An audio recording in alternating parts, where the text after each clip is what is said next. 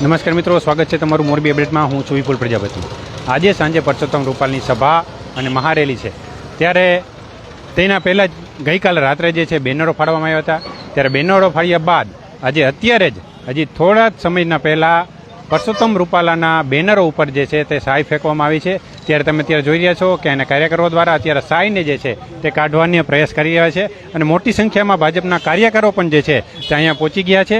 આ ઉપરાંત અહીંયા પોલીસ પણ જે છે તે અત્યારે અહીંયા પહોંચી ગઈ છે અને કોઈ 3 લોકો દ્વારા શાઈ ફેંકવામાં આવી હોવાનું અત્યારે જાણવા મળે છે. એ 3 લોકો ક્યાં છે તે પણ ખબર નથી પડતી. અત્યારે તમે જુઓ, પરસોત્તમ રૂપાલાના જે બેનર છે, ફોટા છે, તેની ઉપર શાઈ ફેંકવામાં અત્યારે આવી છે. તેને દૂર કરવાની અત્યારે કરવામાં આવી રહી છે.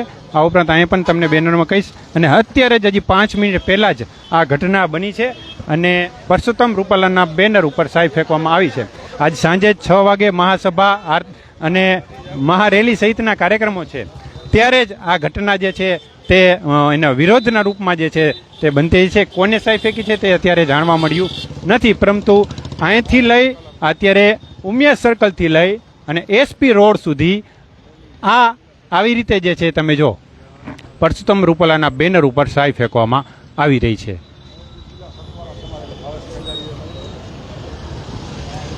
અહીંયા તમે જો ભાજપના કાર્યકરો મોટી સંખ્યામાં છે. આ ઉપરાંત પોલીસ પણ તમને સામે જે દેખાય છે, પોલીસ પણ અહીંયા આવી ગઈ છે. આવી રીતે એસપી રોડ સુધીના ઠેર ઠેર બેનરો ઉપર આ જે શાઈ છે, કાળી શાઈ, તે ફેંકવામાં આવી છે.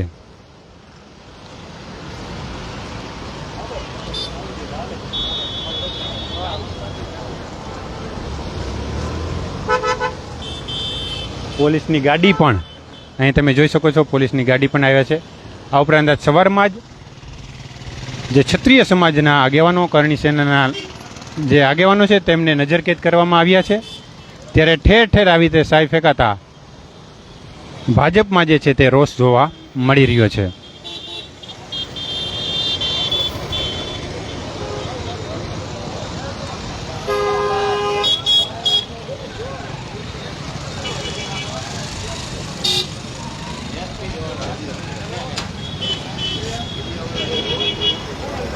અત્યારે તમે જો આ કાળી શાઈ ફેંકેલી છે.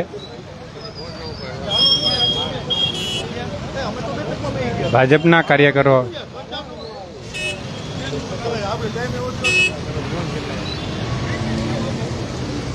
અત્યારે આપણી સાથે જિલ્લા યુવા ભાજપના પ્રમુખ છે, આપણી સાથે અહીં જોડે છે. આજે કાર્યક્રમ છે. ઓકે, અત્યારે કોઈ પણ કોમેન્ટ કરવાની ના પાડે છે, કોઈ પણ કોમેન્ટ નહીં કરે. અત્યારે જે કાળી શાઈ જે છે તે ફેંકવામાં આવી રહી છે. આવી રીતે એસપી રોડ સુધી જે છે ઠેર ઠેર બેનર ઉપર કાળી શાઈ ફેંકવામાં આવી છે. થોડા જ સમય પહેલાં, એટલે 5 થી 10 મિનિટ પહેલાં જ આ ઘટના બની છે. ત્યારે પોલીસ દ્વારા પણ આ તપાસ કરવામાં આવી રહી છે કે કઈને કાળી શાઈ ફેંકી છે, સુકાય છે.